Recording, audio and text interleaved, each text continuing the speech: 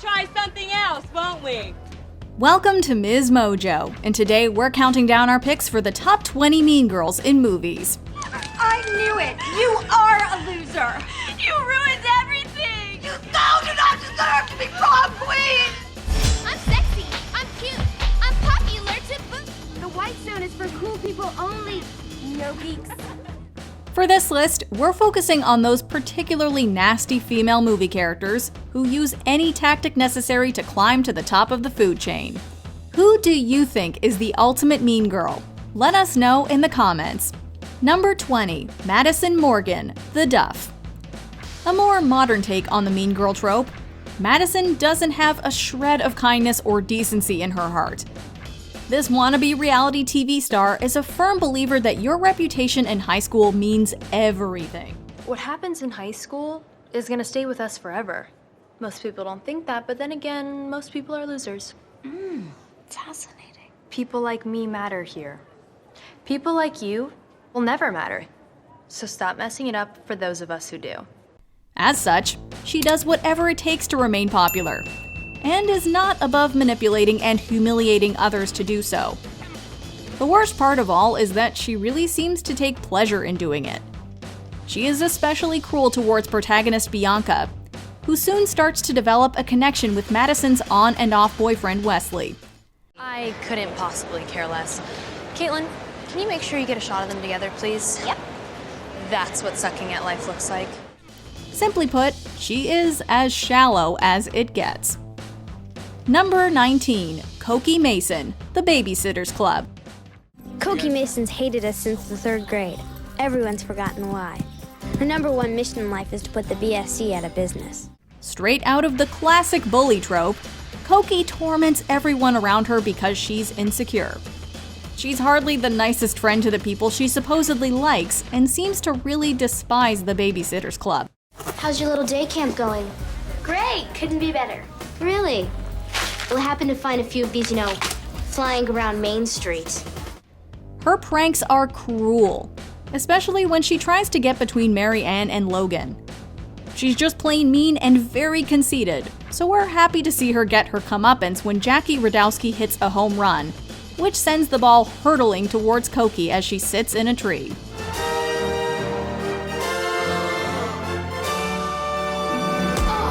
Number 18, Tris, Nick and Nora's Infinite Playlist. Alone again? Hey, Tris. Been looking for you everywhere. This is the one I was telling you about. Don't you have any friends who'd be into her? You know what? That's okay. Thanks anyway. Tris is the chalk to Nick's cheese. She's mean, heartless, and dumps the genuinely sweet Nick on his birthday, and throws out the mix CDs he's made for her. Hey, you guys. Hi. Hey, Tris. You made another one. Look at the ridiculous cover art. She unintentionally pushes Nora and Nick together when she taunts Nora about being single. But the moment she sees their connection, jealousy takes over and she decides she wants him back. Her most scheming moment is when she waits for Nick by his car and tries to seduce him with a sexy dance. However, Nick drives off, wiping whatever feelings he had for Tris away. Number 17, Massey Block, The Clique. This is our daughter, Massey. Hi, my parents told me all about you. Mine barely mentioned you. Oh. Except to say how fun and cool you are. Any group arrogantly self-titled The Pretty Committee is hardly going to be anything but egotistical. And anyone who leads them is bound to be the worst of the bunch. Hey, do you guys know where room 41 is? Yeah, turn around and go out these double doors. Take a cab to JFK and get on the next flight to wherever the hell you came from. Latte, anyone? Massey was hardly the nicest person to begin with, but her ambition to be the queen bee drives her to jealousy when Claire unsettles the status quo. Massey goes out of her way to make Claire miserable, only to end up having the tables turned on her. She's left friendless and learns that it's better to have no friends over many friends that hate you. And for the record, I pick A2. What's A2? I'd rather be a friendless loser than have a bunch of friends who secretly hate me. Number 16, Christie Masters, Romy and Michelle's high school reunion.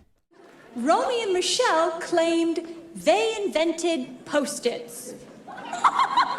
She's the high school it girl who still hasn't grown out of her mean streak. Can I have the rest of this?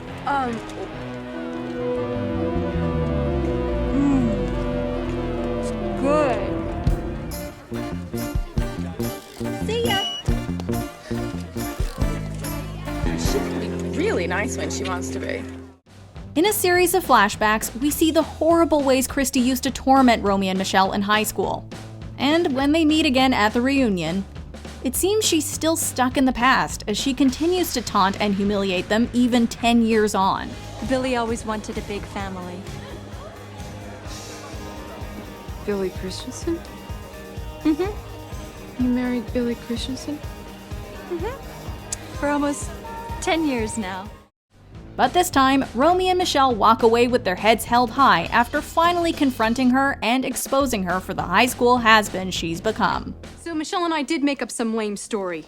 We only did it because we wanted you to treat us like human beings. But you know what I finally realized? I don't care if you like us, because we don't like you. You're a bad person with an ugly heart, and we don't give a flying f*** what you think. Number 15, Betty Rizzo, Grease. Hey, Zuko, I got a surprise for you. Oh, yeah? Yeah. Sandy! Danny! What are you doing here? I thought you were going back to Australia. We had a change of plans. I can't...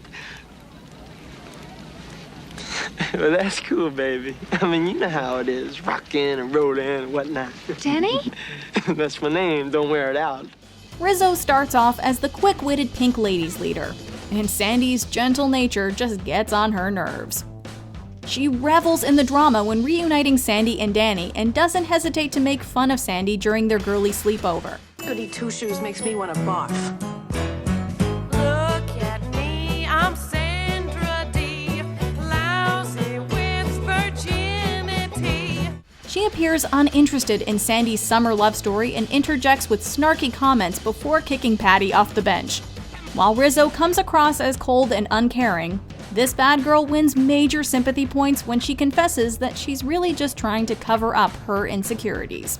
I don't steal, and I don't lie, but I can feel, and I can cry, a fact I'll bet you never knew. Number 14, Hilary Faye, Saved. Hilary Faye seemed to have a spiritual solution for every problem. Christian girls have got to know how to protect themselves. I mean, sure, Jesus could restore my physical and spiritual virginity, especially if I lost it to some rapist, but who wants that? Her holier-than-thou attitude might have you fooled, but as soon as anyone challenges her faith, Hilary Faye sheds her sheep's clothing and exposes herself for the mean girl she truly is. I am filled with Christ's love. God, you are just jealous of my success in the Lord. Self-righteous, judgmental, intolerant, and hypocritical, she's an awful friend and an even worse sister with no patience for her brother, who she cares for reluctantly. When prom doesn't pan out as she hoped, she crashes her car into a Jesus effigy in a fit of rage, causing his head and her worldviews to come tumbling down.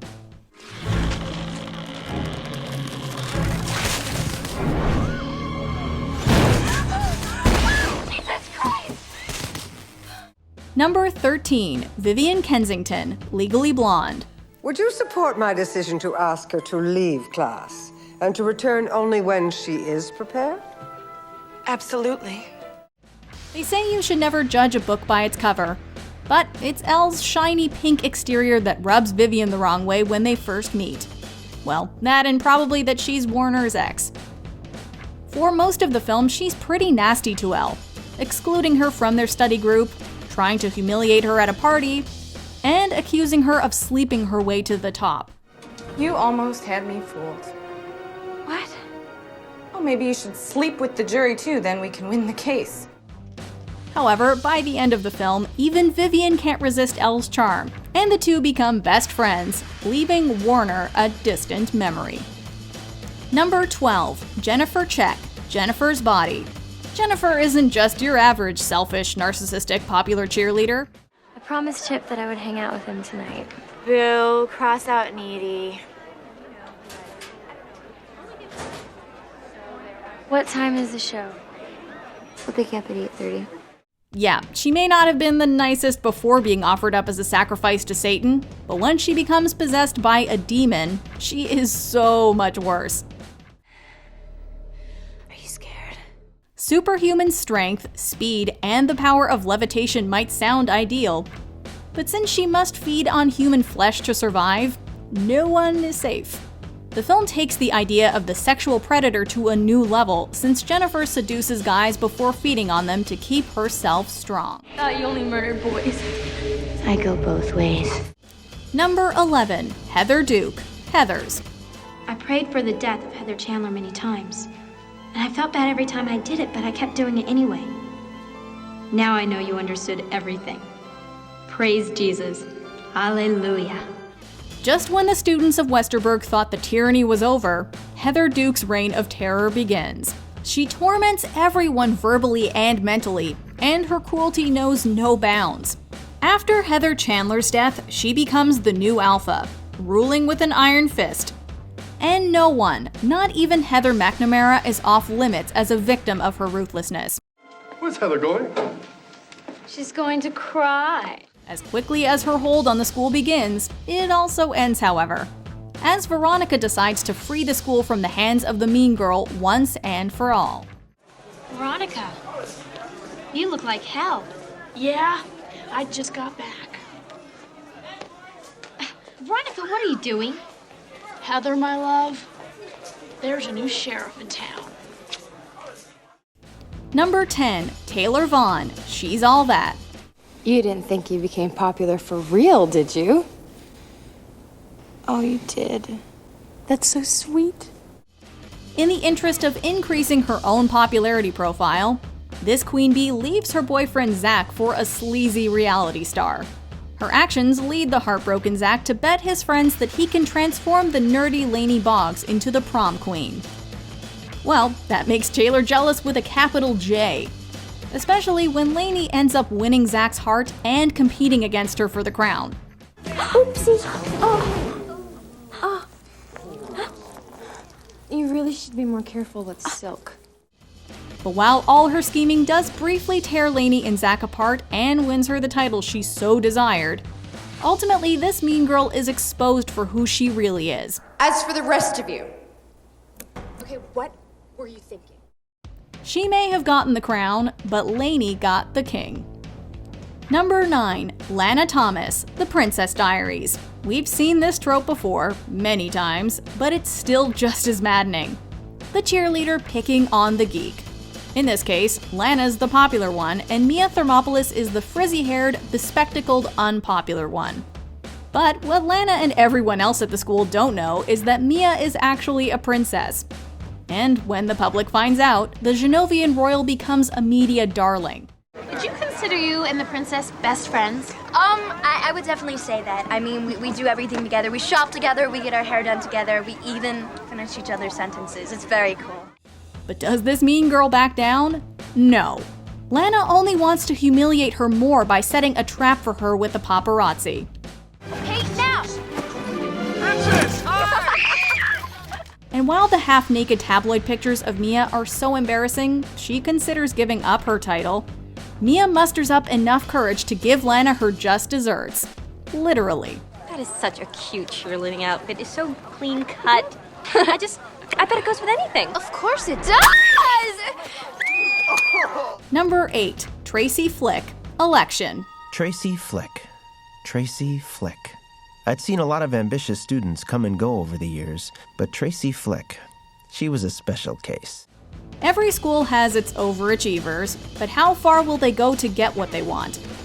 Reese Witherspoon plays the smart but arrogant Tracy, who will stop at nothing to become student body president. Her teacher Jim wants her to lose, partly because he's upset that her affair with his best friend cost him his job and family, and partly because he just finds her annoying.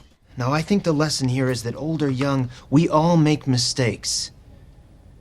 And we have to learn that our actions, all of them, can carry serious consequences. I don't know what you're referring to, but maybe if certain older, wiser people hadn't acted like such little babies and gotten so mushy, then everything would be okay. Tracy's not your typical movie mean girl, because she's not the leader of a specific group of friends. But there's no doubt that her actions are self-serving and mean to all involved. And unfortunately, despite Jim's best efforts, Tracy Flick is also proof that mean girls can finish first. I'll never know if she saw me. Probably not. But in that moment, all the bad memories, all the things I'd ever wanted to say to her, it all came flooding back. Number 7. Lucy Tom Tom Wyman, 13 going on 30. Hey, Jenna. Hi, Beaver. How's everything at the dam? She starts off as a bully, mean girl, and clique leader, and Lucy never grows out of her mean streak. In 1987, she pranks the sweet and naive Jenna Rink at her birthday party. This sets off a chain of magical events that leads Jenna into the future as a successful magazine editor. Calm down, okay? We have a meeting in 10 minutes, okay? I'm gonna tell you what to do. Repeat after me. Somewhat shockingly, the girls are best friends and co-workers. And Jenna's become as mean as Tom Tom just by association. The hottest magazine editor in the world. Second hottest. Tied for first? Deal. But turns out, Lucy's still up to her old tricks, willing to betray her friend just to climb the corporate ladder. Lucy is proof that you may encounter mean girls anywhere, even at the office. Old habits die hard, you know. Number 6. Nancy Downs, The Craft. How do you enter? With perfect love and perfect trust. This teen's not just a mean girl, she's a real witch. Nancy comes from a broken home, which clearly affects her relationships and views on life. However, as head of a coven, she proves to be more than a little volatile and power-hungry, casting spells with little regard for human life. When she convinces her friends to partake in a ritual called the Invocation of the Spirit, the full extent of her wickedness is revealed. All right. Enough screwing around.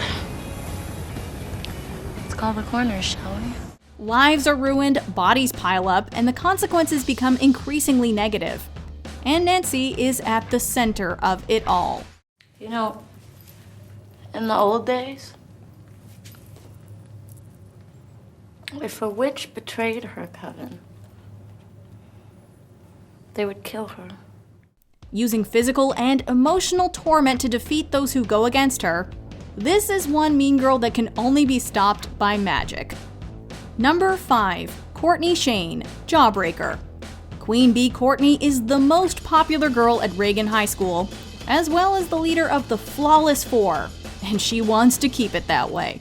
Courtney ruled with terror, but Liz ruled with kindness. She was like the Princess Di of Reagan High, and that pissed Courtney off. Liz Burr was just, well, she was perfect. So, when a prank she plays on her friend Liz goes south and ends in Liz's death, Courtney goes to great lengths to cover it up. And if that means sullying the innocent and kind-hearted Liz's reputation, so be it. Actually, even better. This is high school after all, and nothing's more important than your reputation. I taught you to disrespect us? You taught me to rule. That's right, rule, bitch, but don't forget who made you. Number 4. Christine Chris Hargensen, Carrie. You can't get away with this. I'm gonna get her. An infamous movie mean girl, Chris teases the shy but powerful Carrie when she gets her first period. Talk about rough, but at least she doesn't get off scot-free. The compassionate gym teacher ends up punishing Chris and the rest of the class for what they did to Carrie. Now, my idea for this little trick you pulled was 3 days suspension and refusal of your prom tickets. Well, as we've learned, mean girls sure do like them some retribution. So Chris enlists her boyfriend to help her exact revenge on Carrie in one of the most classic horror film scenes ever. And while Chris isn't there to see the results of her cruel prank, she's still in the thoughts of her former target. This isn't over by a long shot! Number 3. Regina George, Mean Girls. Regina George. How do I even begin to explain Regina George? Her name literally means queen. You're like really pretty. Thank you. So you agree? What? You think you're really pretty? The popular Regina George is both envied and feared by her classmates. One time, she punched me in the face. It was awesome. She isn't above mistreating new girl Katie Heron, her best friends, and even her own mom, as long as it benefits her rep. So not like a regular mom, I'm a cool mom. Right, Regina? Please stop talking. But before long, Katie's queen bee. And when the former leader of the Plastics falls prey to mean girl tactics herself, she unleashes chaos on the entire school by flooding it with the secrets that the Plastics spent years collecting. Do not trust her. She is a fugly slut. A brush with death finally changes her wicked ways. But even so, Regina George is not only synonymous with the term mean girl, she's also a queen bee icon. Number 2, Kathryn Merteuil, Cruel Intentions. Everybody loves me, and I intend to keep it that way. This evil socialite proves that money can't buy a class or a conscience. Kathryn has her addictions, and has an intense flirtation going with her stepbrother Sebastian. And that's putting it mildly. She's really getting to you, isn't she? You must know, yes. In an effort to put her manipulation skills to good use, she bets Sebastian that he can't seduce the innocent Annette, who is a virgin. If she wins, she gets his Jaguar. If he wins, he gets to sleep with Kathryn. And if I win? I'll give you something you've been obsessing about ever since our parents got married. But although Miss Merteuil thinks she's pulling the strings in this scenario, genuine emotions get in the way. And ultimately, her actions backfire and everyone gets to see Kathryn for who she really is. Oh, and she does not get the Jag. I hate it when things don't go my way. Before we unveil our top pick, here are a few honorable mentions. Marianne Bryant, Easy A. The leader of the Cross Your Heart Club can be pretty judgmental. Listen, I'm not the one that you have to answer to for your depraved behavior. There's a higher power that will judge you for your indecency. Tom Cruise. Tania Degano, Muriel's Wedding. Condescending and rude, she believes that some people are just not on her level. Muriel, you've got to find friends on your own level. Like I found Chook. He's up on my level. Crystal Allen, The Women. This adulteress feels no shame for her misdeeds. And by the way, there's a name for you ladies, but it isn't used in high society, outside of a kennel. So long, ladies. Amber Von Tussle, Hairspray. Her criticism towards Tracy knows no bounds. Aren't you a little fat for the show? That's enough, Amber. I would imagine that many of the home viewers are also pleasantly plump or chunky. Oh, come on. The show's not filmed in CinemaScope. Amber Marians, Clueless. There's a reason why Cher can't stand her. Mr. Hall, how can I answer that? The topic is Haiti, and she's talking about some little party. Hello, it was his 50th birthday. Whatever. If she doesn't do the assignment, I can't do mine. Before we continue, be sure to subscribe to our channel and ring the bell to get notified about our latest videos. You have the option to be notified for occasional videos or all of them. If you're on your phone, make sure you go into your settings and switch on notifications. Number 1, Heather Chandler, Heathers. You wanted to be a member of the most powerful clique in school. If I wasn't already the head of it, I'd want the same thing. This croquet-loving clique leader is as hated as she is popular. And she's very popular. And although she only appears in a few scenes, she definitely makes her mark. Transfer to Washington. Transfer to Jefferson. No one at Westerberg's gonna let you play their reindeer games. Heather Chandler rules her group with an iron fist. So, when Veronica decides she wants out of the Heathers, it's not as easy as saying, see ya. Do I look like Mother Teresa? In fact, Queen Heather is the kind of person who'd try to ruin your reputation for just such a reason. You blow it tonight, girl, and it's keggers with kids all next year. So, as you can imagine, that inspires such hatred that Veronica decides to bring her down by any means necessary, even if it means killing her. But dead or alive, this mean girl will haunt your dreams. God, Veronica, I have afterlife is so boring. If I have to sing Kumbaya one more time... What are you doing here? I made your favorite. Spaghetti. Lots of oregano. Do you agree with our picks? Check out this other recent clip from MsMojo. And be sure to subscribe and ring the bell to be notified about our latest videos.